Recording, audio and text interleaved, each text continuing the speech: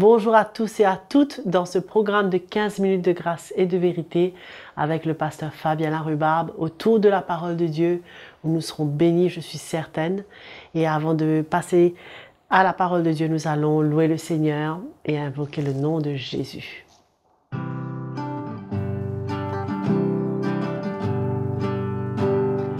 À toi le roi éternel, à toi le roi immortel, à toi le roi invisible, à toi le Dieu seul sage, à toi Dieu le seul sage. Oh, à toi le roi, sois louange et honneur, louange et honneur et gloire. À toi le roi, sois louange et honneur et gloire. À jamais. Amen. Amen. Amen. Le Seigneur est tellement bon et il a tellement de choses de prévues pour nous. Sans plus attendre, allons préparer nos cœurs pour la parole de Dieu. Je vous accueille tous dans cette nouvelle édition de 15 minutes de grâce et de vérité. Quelle joie pour moi de vous retrouver et de continuer notre partage sur ce thème, le disciple de Christ. D'abord, je remercie Joël pour la louange et notre cœur est déjà prêt. Nous allons continuer donc dans ce thème. Et nous sommes arrivés à notre 5e session. Nous allons parler cette fois-ci sur le Saint-Esprit dans la vie d'un disciple. Quel est le rôle du Saint-Esprit dans sa vie et sa relation?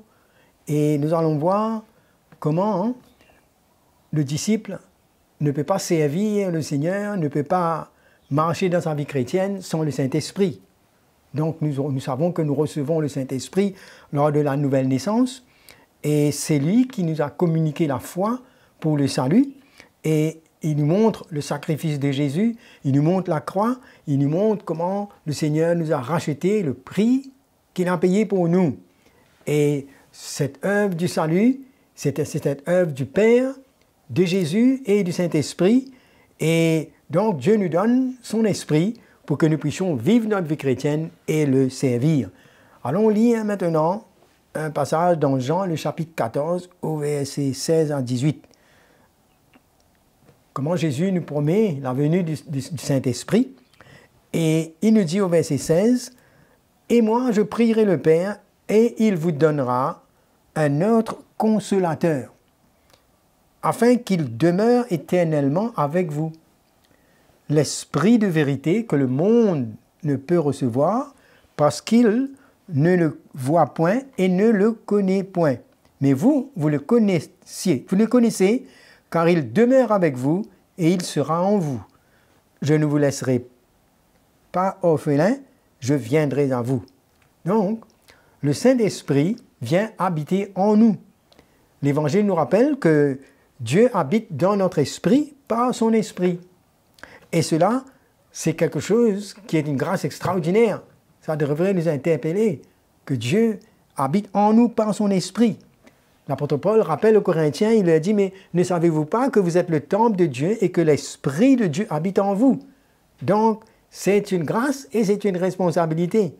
Et nous voyons maintenant le disciple qui est appelé à être rempli du Saint-Esprit, ce que cela veut dire et qu'est-ce que cela peut emmener dans notre vie. Il y a des chrétiens qui sont remplis du Saint-Esprit et qui entendent par là que c'est simplement une expérience.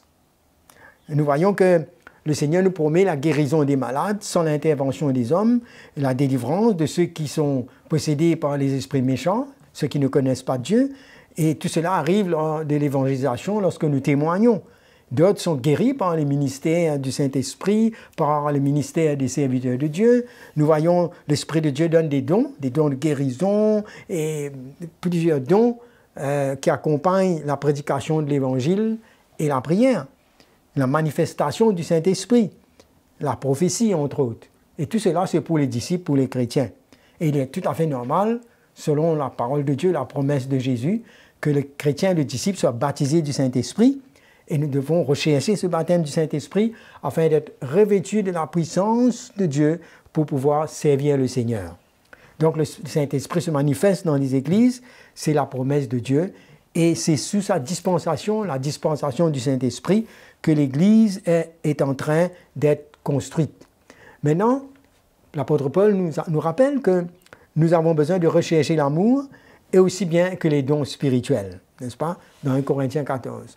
Et il nous dit, n'empêchez pas de parler en langue, n'éteignez pas l'esprit et ne méprisez pas les prophéties. Donc ça, ce sont les dons, les manifestations du Saint-Esprit. Mais il apporte un équilibre dans notre foi et il nous dit que nous devons utiliser le don avec sagesse, dans l'humilité et dans l'amour. Alors la place du Saint-Esprit, maintenant, c'est aussi pour, quand on repent l'Évangile, pour gagner les âmes.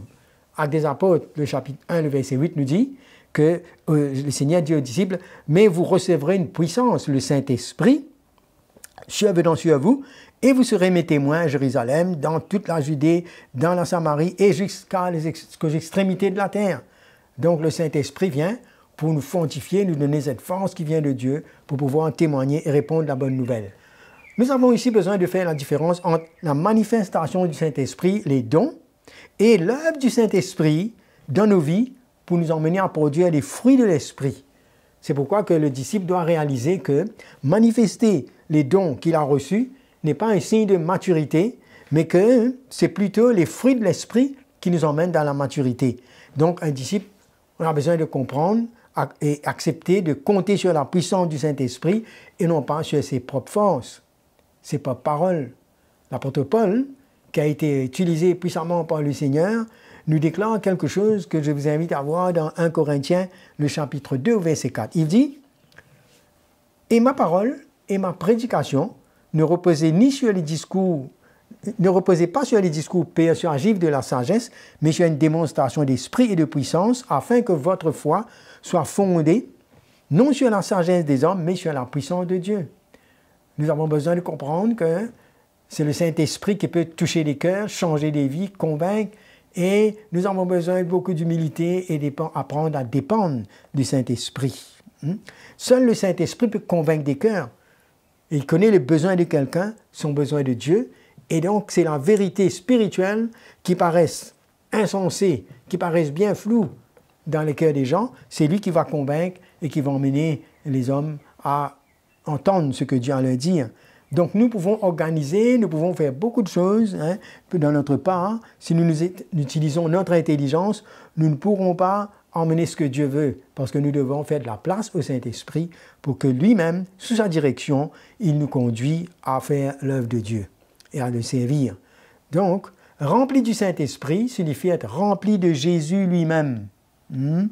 Et cela veut dire que nous nous soumettons le contrôle de notre vie à Jésus afin de lui permettre à diriger notre vie dans chaque domaine.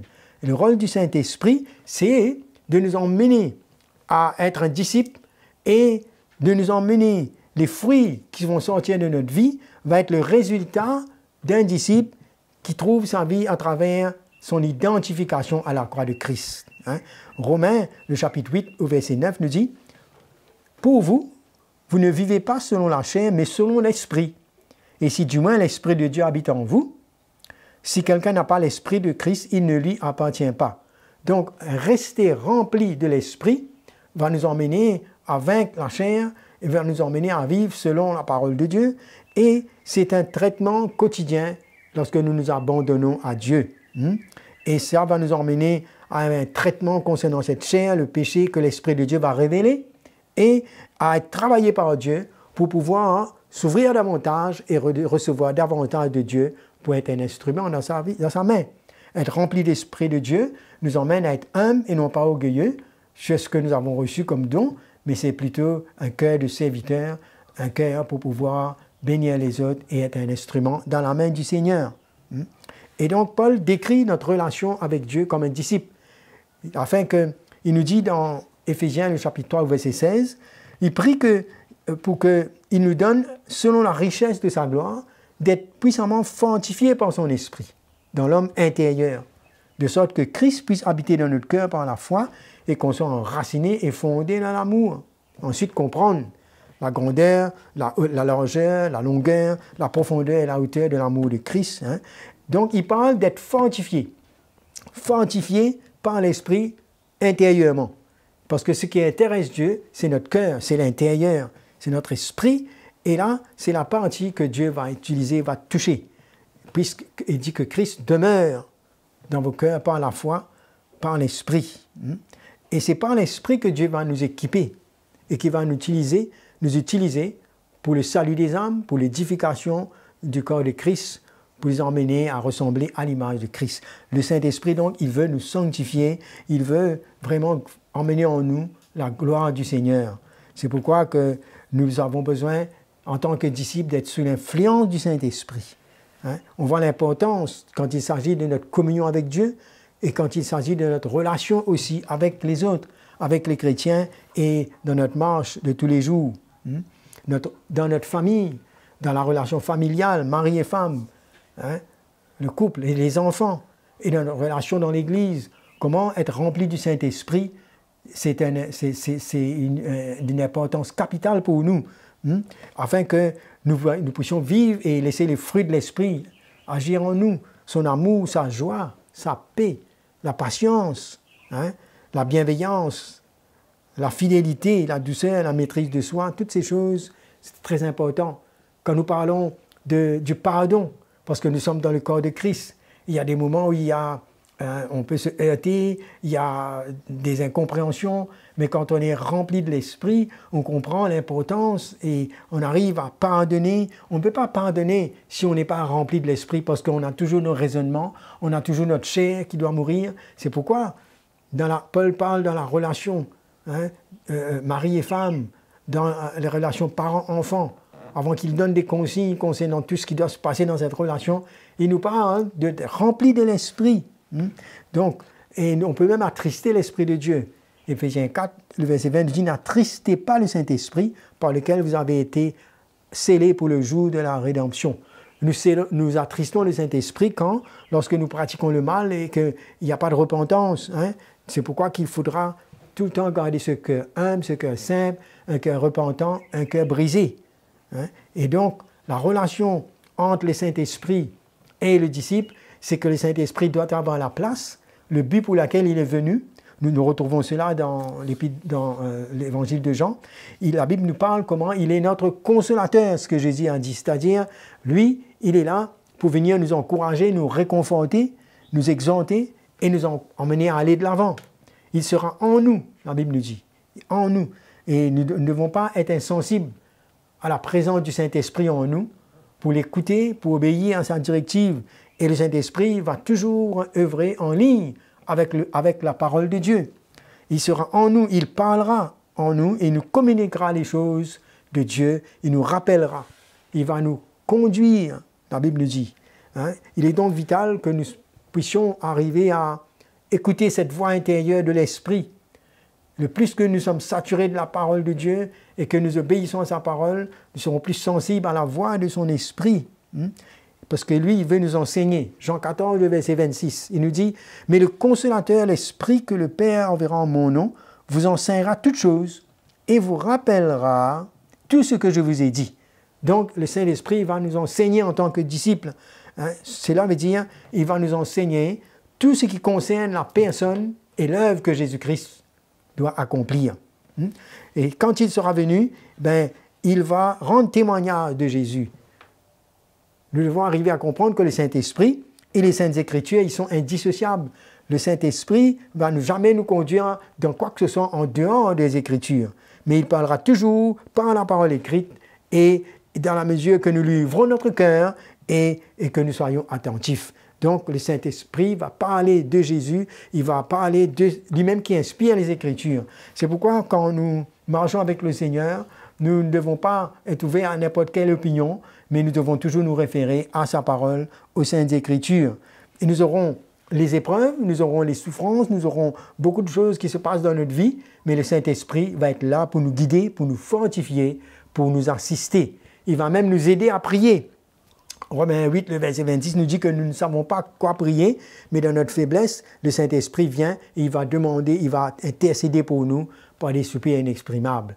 Tant de choses que nous voyons que le Saint-Esprit vient nous aider avec cette chair, à témoigner, à prier, et donc il est le consolateur. Et pour conclusion, nous voyons comment le Seigneur nous a envoyé son Esprit pour nous encourager, pour nous convaincre, pour nous révéler la gloire du Seigneur, pour nous conduire dans toute la vérité. C'est vraiment extraordinaire. Le Seigneur dit, il est avantageux que je parte afin que je vous envoie un autre consolateur.